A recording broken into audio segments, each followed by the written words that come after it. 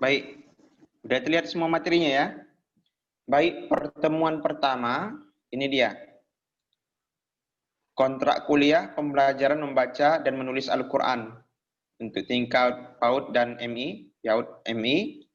Kemudian nanti di pertemuan kedua kita akan membicarakan bagaimana pengertian Al-Quran, hadis, keutamaan bacaan Al-Quran dan hal-hal yang terkait. Kemudian yang ketiga, metode pembelajaran membaca Al-Quran. Itu nanti ada metode Iqra, Hira, Tilawati, Ummi, Baghdadiyah. Nah, itu nanti kita pelajari. Di pertemuan keempat, karakteristik huruf hijaiyah, sifat-sifat dan makhraj huruf hijaiyah. Nah, itu akan kita pelajari. Di pertemuan yang kelima, itu tahap-tahapan perkembangan menulis Al-Quran untuk tingkat AUD dan MI. Di pertemuan yang keenam, kita akan membahas tentang metode pembelajaran membaca nun sukun atau tanwin. Itu. Di pertemuan ketujuh, itu metode pembelajaran membaca mim sukun. Nah, di pertemuan yang ke-8, ujian tengah semester. Sementara di pertemuan yang ke-9, kita akan mempelajari metode membaca macam-macam mat.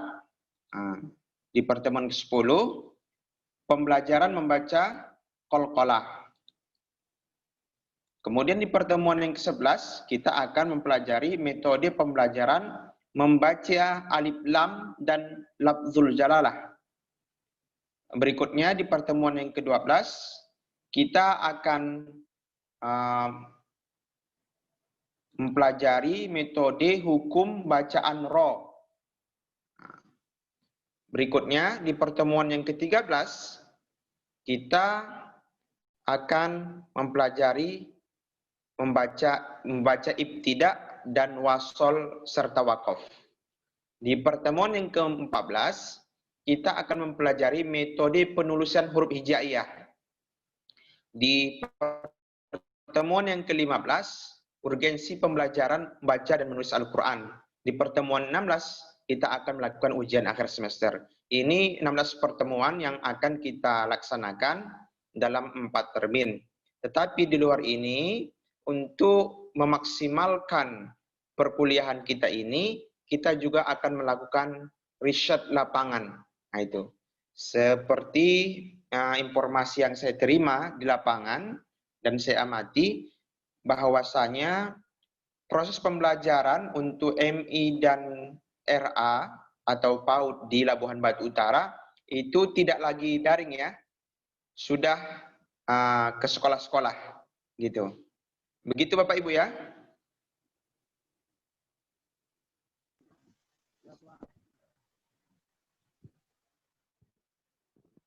Ini yang apa?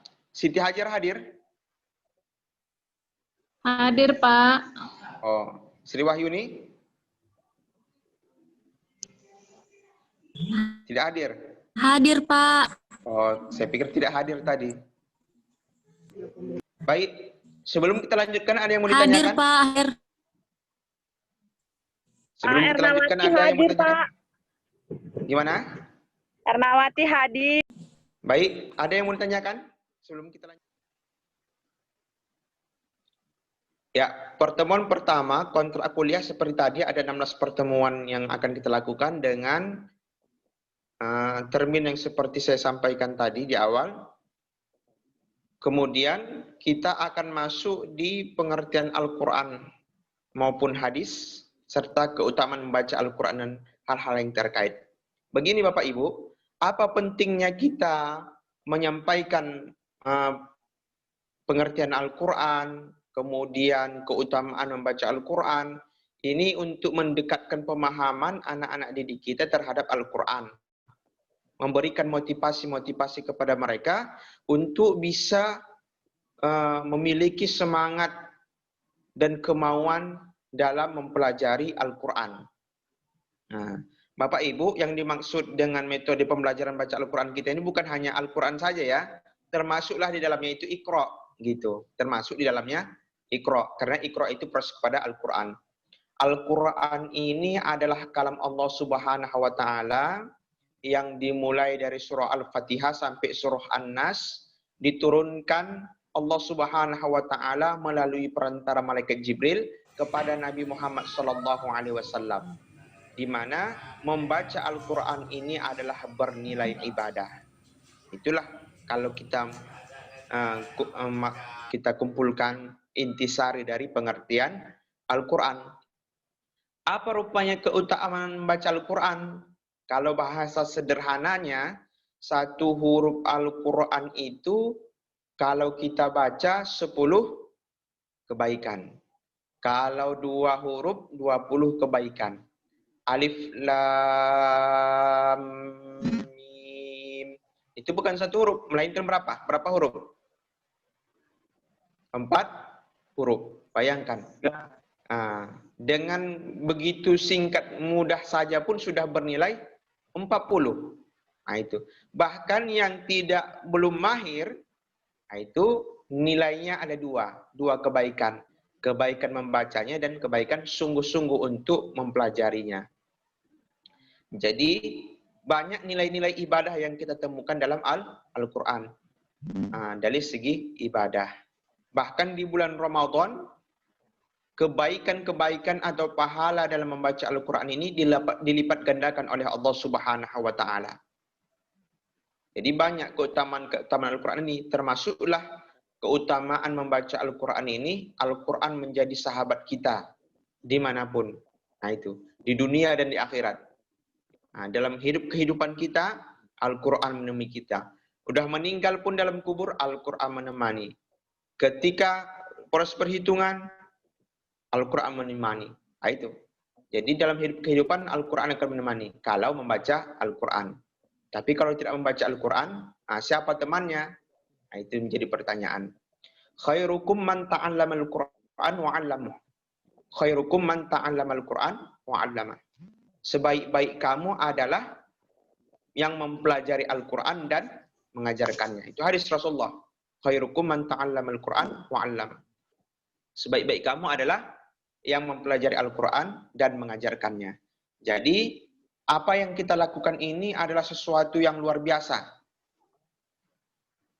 Apa yang kita pelajari ini adalah sesuatu yang luar biasa. Kenapa? Ini adalah sesuatu pekerjaan yang luar biasa, ibadah yang luar biasa. Oleh sebab itu, kita berharap melalui mata kuliah kita, metode pembelajaran baca tulis Al-Quran ini, akan lahir generasi-generasi Al-Quran yang mengerti, paham, dan mencintai Al-Quran. Nah itu. Jadi, mata kuliah kita ini adalah mata kuliah yang didesain untuk memudahkan kita mengajar Al-Quran, baik itu di tingkat TKRA maupun di MI. Kemudian, dengan mata kuliah ini, selain memudahkan kita mengajar, anak-anak kita juga akan lebih mudah memahami dan mencintai, memiliki motivasi untuk belajar Al-Quran. Seperti itu. Jadi harapan besar ini ada di tangan kita bersama. Oleh sebab itu, kita harus memaksimalkan proses perkuliahan kita ini dengan baik. Kita bukan hanya sekedar mengisi mata kuliah, nanti biar nilainya bagus, kemudian nanti tamat wisuda. Bukan hanya itu. Tetapi ada nilai-nilai yang terkandung yang menjadi tanggung jawab kita sebagai guru maupun calon guru untuk memaksimalkan proses pembelajaran baik itu di TK, di RA maupun di MI. Seperti itu. Itu berkaitan dengan pengertian Al-Quran dan keutamaan membaca Al-Quran. Jadi membaca Al-Quran ini sesuatu yang luar biasa. Nah, di sini pada poin ini sebetulnya ada beberapa pertanyaan yang harus dijawab. Gitu. Tapi karena kita dalam konsep daring, maka kita tidak bisa memperjelas satu-satu.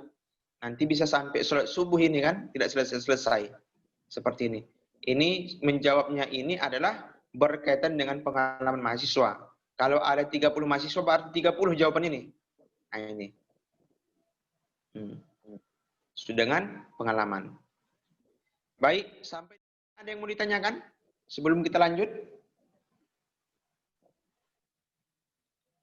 Demikianlah cuplikan video perkuliahan Sekolah Tinggi Ilmu Tarbiyah Al-Ittihadiyah Labuan Batu Utara pada mata kuliah metode pembelajaran baca tulis Al-Quran untuk Prodi, PGMI, dan PIAUD Bagaimana, ada semester pertanyaan? 5. Mudah-mudahan video ini bermanfaat bagi kita semua. Mudah-mudahan apa yang kita cita-citakan dapat kita raih dengan maksimal. Assalamualaikum warahmatullahi wabarakatuh.